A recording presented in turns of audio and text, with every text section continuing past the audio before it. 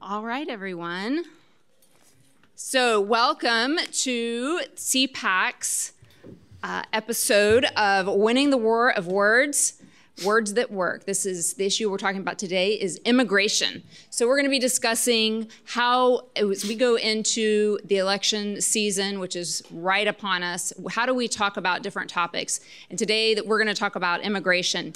So I'm going to introduce our panelists. We're going to have a lively discussion about this. First of all, I'd like to introduce Brett Loyd. Brett is the CEO of the polling company. He has advised dozens of congressional, senatorial, and gubernatorial campaigns. He served as a pollster on the Trump-Pence presidential campaign, becoming one of the very few pollsters to accurately forecast the 2016 presidential election. Good job, Brett. Brett made polling great again. Thank you for that, Brett. So Brett understands what Americans think about important issues like immigration because his company is talking to thousands of people every day. So I'm excited to hear what you have to say on this, Brett. Thank you for having us. Thanks for being with us. Rick Figueroa, my fellow Texan, very happy to have you here. So Rick has served on President Trump's National Coalition of Hispanic Leaders and also on the Texans for Trump leadership team. Thank you for that, Rick.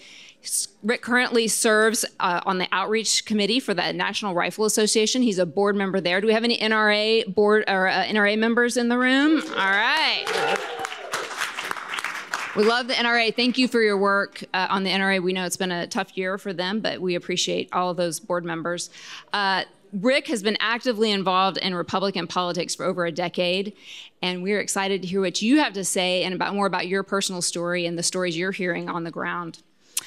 Finally, we have Tom Homan. Tom needs no introduction. If any of you have a television, if you have a television in your home, you cannot turn it on without seeing Tom on one of the news channels talking about the complexities of immigration policy and its impact on keeping Americans safe.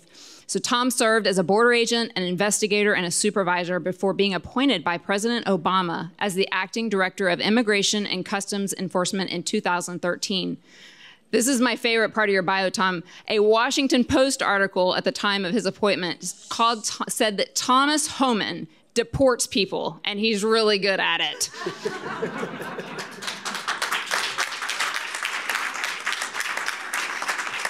Tom, President Trump is so fortunate to have somebody like you who can speak truth on this issue, and we appreciate you being willing to do that. So thank you for being with us today. Glad to be here. All right. So let's start. Rick, I'm going to start with you. Why don't you tell us a little bit about your story?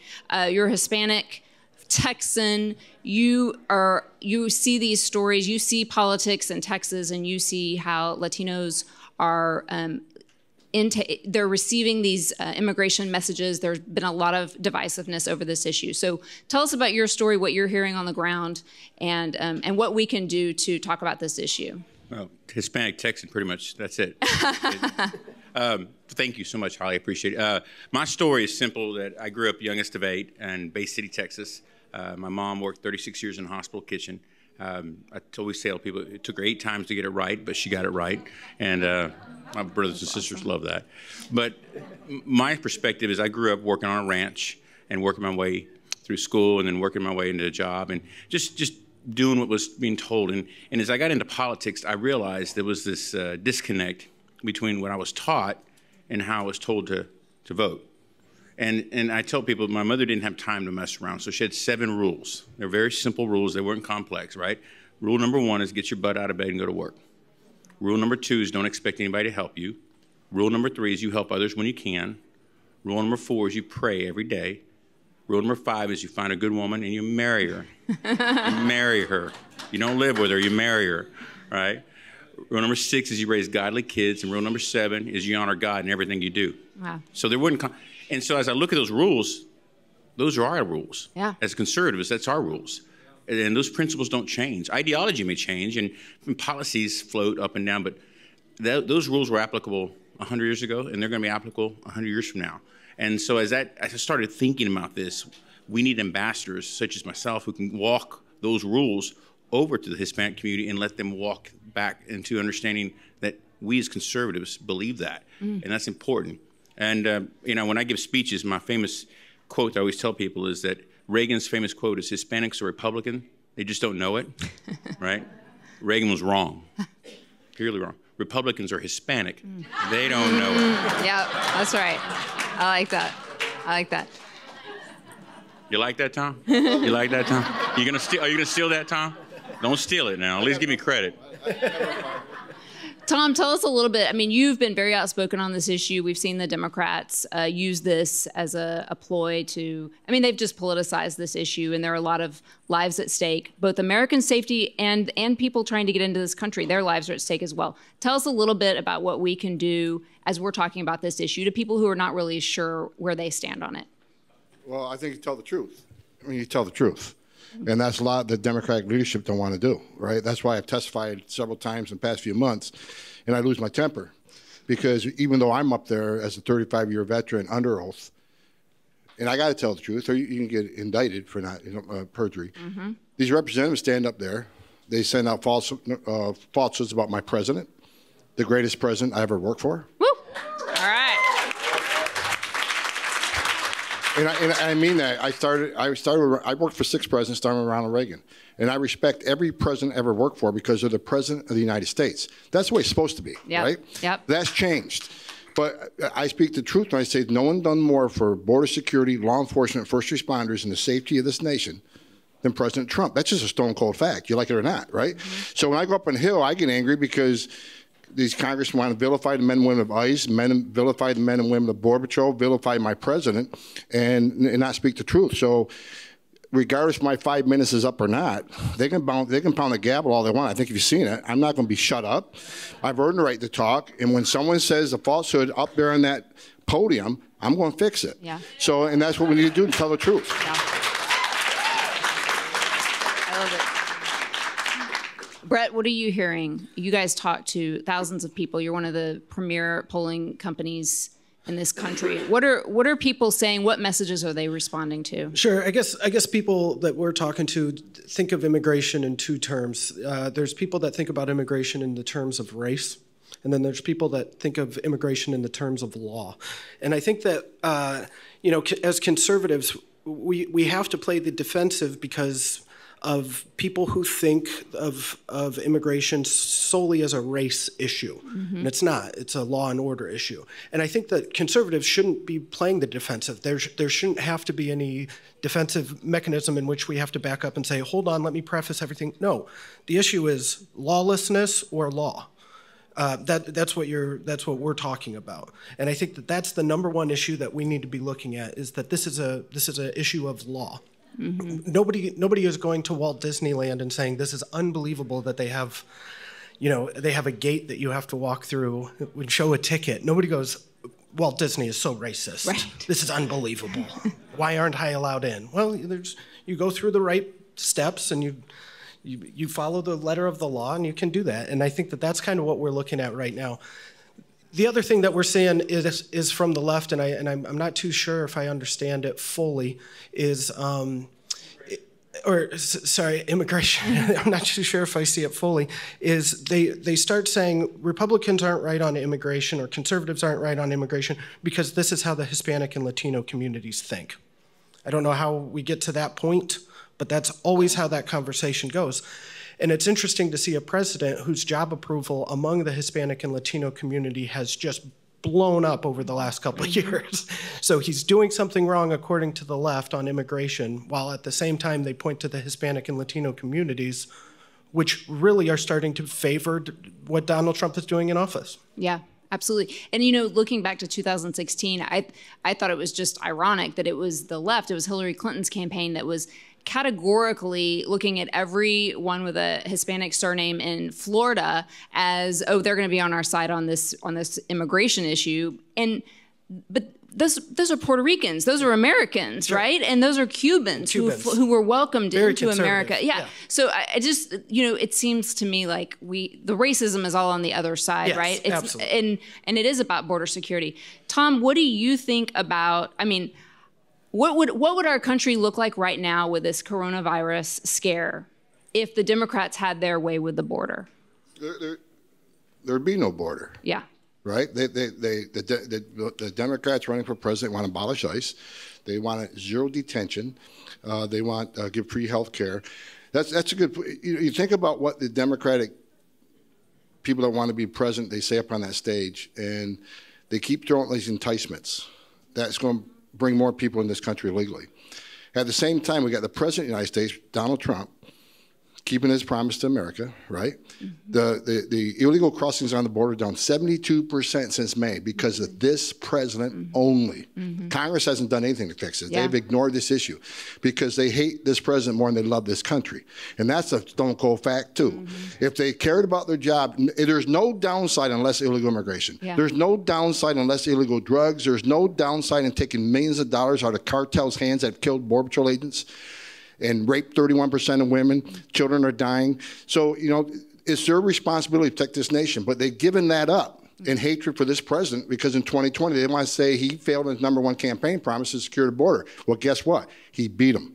He's beat them by getting it down to 75% without their help. And just think for a moment, if everybody in Congress took their oath seriously to protect this country and worked with this president, we'd have the first secure border we've ever seen in my lifetime.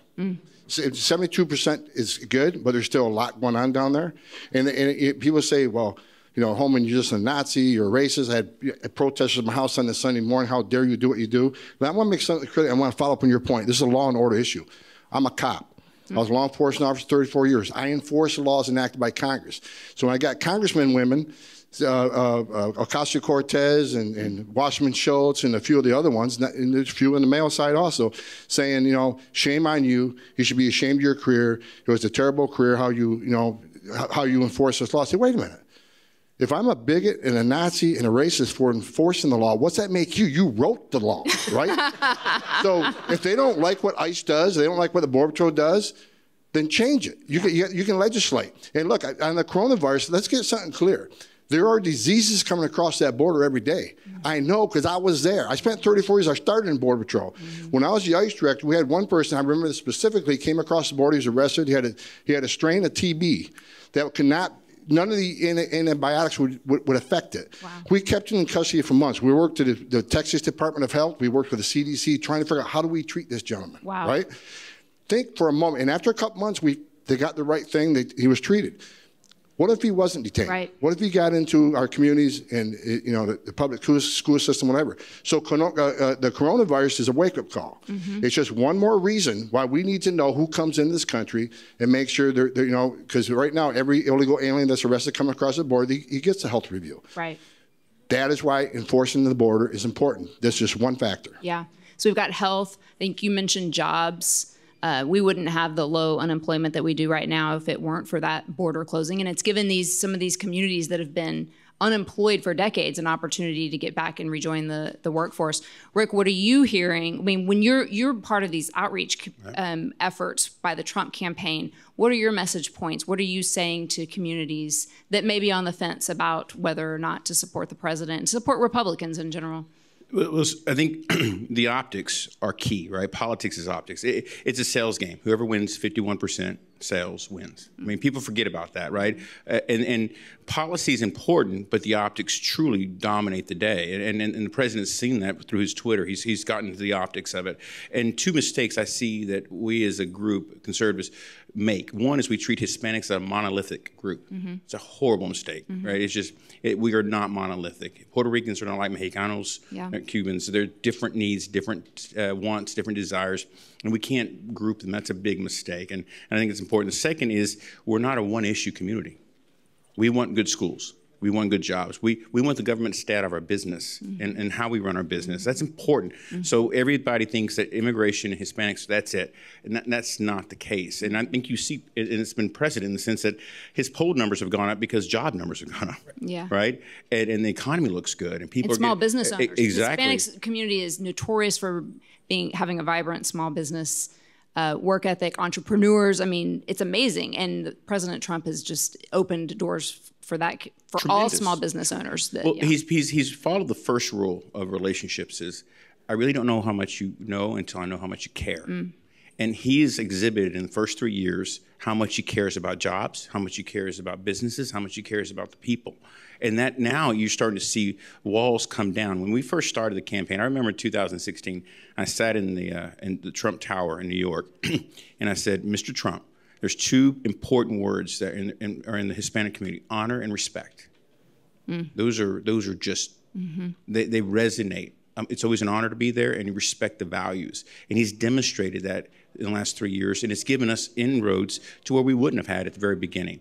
And it's been amazing because he's beginning to show how much he cares, and people are starting to listen to what the policy is, and that's so important. So I think if we as a group have to change the way we approach these, our groups as a whole. It's not monolithic, and we're not a one issue, but also they want to see people that they connect with, right? I mean, that's important. The community's got to be represented in the administration. It's got to be and that's starting to evolve, and it's got to be represented in the leadership. And I think it's important. The connectivity.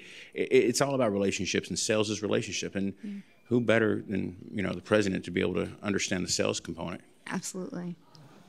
Brett, what are the most compelling arguments that we make? Well, I think just to dovetail off that, when we're talking that immigration isn't one of the top 3 issues for Hispanic or Latino voters, and instead you have lowering the cost of health care, unemployment, jobs, and the president does very well on these issues. It's interesting that we're not talking more about that, and that we get attacked still on immigration. I just find it fascinating the way that the game is being played right now is such that Tom can't go to work and do his job without being called racist, right? We can't talk about lawfulness without being called racist. And then when we want to talk about things like jobs and the economy, we get drugged back into having to talk about immigration. And we say, great, let's talk about immigration. Let's talk about what we need to do to ensure that the ICE agents have the utilities that they need and the tools that they need to protect the border. When we're talking about the coronavirus, it's interesting because Kaiser just came out with a poll, and more Democrats than Republicans are saying that the government is not doing enough to protect the country from the coronavirus. That's interesting when we're saying that, great, give us more funding to help protect our country. Right. So there's a lot of interesting things going on right now with immigration, and I think that the president is winning this one. Yeah. What do you think the support numbers are going to be in the Latino community in this upcoming election? Any of you betting men? You're going on record here. Are going to vote for Trump? Yeah. I'm going to say 44%. Really? Yep. Wow. That's impressive. I'm going to say it doesn't matter, because if Trump don't get reelected, we're going to lose this country. Yeah. That's the bottom line, right? There will be no border. There will be border enforcement. I truly believe that. When you got a bunch of people standing on stage offering enticements, don't want enforcement, don't want detention, wants to abolish ICE. Look, in ICE, one thing they want to talk about, 9 out of 10 of everybody ICE arrests are criminals. Right. Not because they entered the country illegally, but they committed another crime after being there. They either were pending criminal charges, had criminal convictions. So they're talking about abolishing the agency that saved 786 women from sex trafficking, the agency that saved 2,000 children from child predators, the agency that sees enough opioids to kill every man, woman, and child in this country twice over. And that's the agency, they'd rather abolish that agency than to pass some sort of immigration reform that makes sense, right? So I'm scared to death, and that's why I'm traveling around the country talking to people, because this president has kept his promise to American people, and I think a secure border. There's no nation in this world that doesn't have a secure border, and if they do, they have. Every nation needs borders, and you just can't do away with the border. And when I hear the talk from the left and many of the progressives in Congress, this is not the country I grew up in anymore. I don't recognize it. We have a president that wants the country I grew up in. He wants you to stand up for the national anthem. He wants you to hang an American flag on your front porch. He cares about law enforcement officers and first responders. Well, meanwhile, the other side are vilifying the men and women who put their lives on line every day, like ICE agents, border patrol agents. Yeah. For God's sake, these men have given their lives. There's over 22,000 names on National Law Enforcement Memorial. These are people that died. They left their safety and security of their home every day and strap a gun on their hip to serve this nation. And they want to vilify them for enforcing the laws they enacted. I'm sure I'm going to go on here for a second. On the State of the Union address, I watched that. Best State of the Union address I've ever seen in my lifetime. Yeah. And the biggest thing that insulted me And the biggest insult I got is when they had a uniformed Assistant Chief Border Patrol stand up, who's actually a friend of mine. He spent 3 decades serving his nation. The president called him up and he stood up. You look, half the room sat down, didn't applaud. Shameful. Here is Shameful. a man, and what really was irritating, you are in the halls of Congress. This man put his life on line for 30 years. Mm-hmm. His wife's bullied, his kids are bullied in school and church because of what he does for a living. He risked his life for this country every day. So the president recognized him. Rather than the people in that audience say, okay, here's a law enforcement officer, thank you for what you do, have him sat there and didn't do a thing. Mm-hmm. And what is he doing? That man up there was enforcing laws that the people in that room wrote. Right. And they couldn't even show him respect for that. That's how far out of, look, when you start vilifying the men and women that enforce law, and you say all the ones that violate law, all of a sudden they're the victims. And law enforcement now is a bad guy. Mm-hmm. We got to fix that. We got to change this up because the world right now is upside down. And this president's going to make sure that world's right side up. Yeah, I like it. Tom, something you brought up that was really interesting that we need to focus on is, these sanctuary cities, they're not protecting people who just crossed into this country illegally. They've committed other crimes once they've been here. So it's not just that we want those people that came in illegally. I mean, there's a lot of discussion right now about these ICE agents that are going around and trying to round up some people that need to be deported. It's not just because they came in here illegally. They've committed some atrocious crimes after they were here. Let me fix that. First, ICE don't do roundups. They don't do sweeps. Everybody ICE goes to arrest. They know exactly who they're going to arrest, and they know exactly where they're going. Got to do a pre-op sheet. And in sanctuary cities only protect criminals. There's only sanctuary criminals. Because people say, well, sanctuary cities, we want to do that. We want the immigrant community to feel free to report crime to law enforcement. Well, unless you're arresting these witnesses and victims, it doesn't matter because all ICE wants is access to a jail where you already arrested somebody and put them in a jail cell. That's who we want, that person. So it isn't, you're not scaring victim witnesses away unless you're arresting them. And second, I'll say this. Sanctuary cities, number one, they put the immigrant community at greater risk of crime because you knowingly release a criminal alien. He's going to go back in the very community in which he lives and reoffends. Mm-hmm. Montgomery County is a perfect example. 9 rapes in 2 months. 8 of those victims were immigrant young ladies whose lives never be the same. So sanctuary cities don't protect immigrant communities. And also, if you look at when you force ICE out of the jail into the neighborhood, they're going to look for that criminal alien. And what happens when they do that? They're probably going to find others that weren't even on the radar. Right. So you got non-criminals being arrested. Yeah. So sanctuary cities put the immigrant community at greater risk of ICE arrest. They put at greater risk of crime. And finally, I'll say this. If one politician who puts sanctuary cities went to the immigrant community and asked one question, would you rather have ICE in your neighborhoods than the jail? What do you think they're going to say? Mm-hmm. The jail. Yeah. So the sole sanctuary about protecting immigrant communities is a bunch of crap. It's not the truth, and it's a false narrative the left keeps pushing. Yeah. Good thoughts. So I've got 3 questions from the audience, and then we're going to wrap.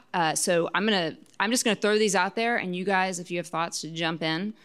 So there is no compromise between less immigration and more immigration, and there are no more Barbara Jordan Democrats. How do we reach across the aisle to convince liberals that tight labor markets are not racist or mean?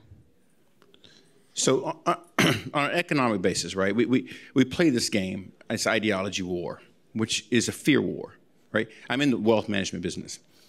The pain of losing money is 10 times more powerful than the joy of making money. So if I lose $1 for you, it's 10 times more painful than when I make $1 for you. Mm-hmm. Politicians understand that. They play the fear game. It's about pain. And I think we need to change the tempo a little bit because opportunity is before us, right? We have one of the lowest unemployment ever, right? Mm-hmm. And the 2 opportunities that I see at 3.8, especially in Texas, is either immigration or prisoner reentry. And the president is point on both those. So good. The inventory has to increase. The talent is there. Mm-hmm. We just have to be able to engage that talent. And it's not going to happen. If unemployment was at 10%, nobody really care about this. But at 3.8, there are employers willing to take this opportunity to engage these and equip them and make them useful, viable participants in the American system. Mm-hmm. Taxpayers, good, bad, or indifferent, however you want to play it, that's an arbitrage that's not going to exist 5 years down the road because unemployment will move up. Yeah. That's big. So we have to use immigration as an economic boom for us. We really have to change the game. And I think the second part is moving a lot of those jobs, which the president is doing, that are in China and Asia, down to South America and Central America, so that they have those opportunities, right? I mean, that's a big deal. That's a big change. And so the revitalizations of the cities with the economic opportunity zones. So there's so much good that needs to be spoken as opposed to fear. Now, I get it. People move for fear. But after a certain point, people become numb. And in the audience here, right, we're all red meat guys. I got it. We're good people. So, but the audience that we have to engage is different. They're not listening to this, right? We have to be ambassadors to them. Relatability, speaking of opportunity, are the two keys to relate to those individuals. Because they'll turn that TV on and they just hear blah, blah, blah, blah, blah. That's all they hear. They won't listen. They'll listen to you individually, but you have to build a relationship. And I'm seeing the tide turn specifically with the economic opportunity, the economic boom that we're in, right? This is the blue collar boom that we're in. Those walls weren't there when this president ran. They are there now. So we either take advantage of it or we let it fly by. And I'm fully engaged that the numbers will go up to this level. And if I have anything to say about that, I will, especially in the Hispanic community. He'll beat George 43's number. Wow. But it'll be because he earned the right to speak truth to him. Yeah. And that's big. Well, Rick, it brings up another community that's affected by this, and this is the African-American community. And we have a comment from the audience about how our securing our borders and reducing immigration into our country has impacted that community and their unemployment numbers. So this is a 50-year-old Black woman in the audience. Thank you for your comment. When it's repeatedly pointed out that we need illegal immigration because we need workers, why isn't it pointed out that similarity to slavery? Illegal immigrants are an employer's dream. Low pay, no worker protections, no health care, and no taxes on the side of the employer. So this is a great point. And that in the African-American community, in some pockets of our country have been underemployed for decades now, and they are seeing the highest unemployment or the lowest unemployment numbers ever on record. And so I think those numbers are going to go up too, Brett, right? Absolutely. I love whoever made this comment. I love this type of thinking and this way of the comment. I always say that I believe that the American dream is extremely alive and well. You just have to be looking in the right communities. And I think that when you see first generation immigrants coming and working these jobs, 2 jobs, they're working 80 hours a week so that their kid can have a better life than they had. That's the American dream, and that's what we want. We just want it done in a legal manner.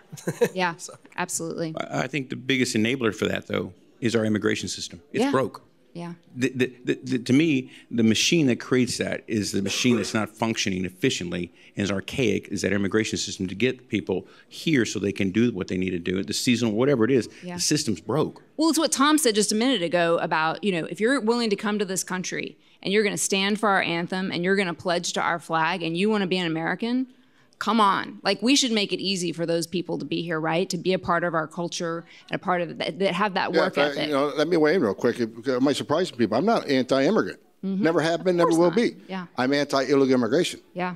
Because if this country needs that labor, which with the unemployment rate as low as it is, I've told Congress, then legislate a guest worker program. Let's give these people opportunities.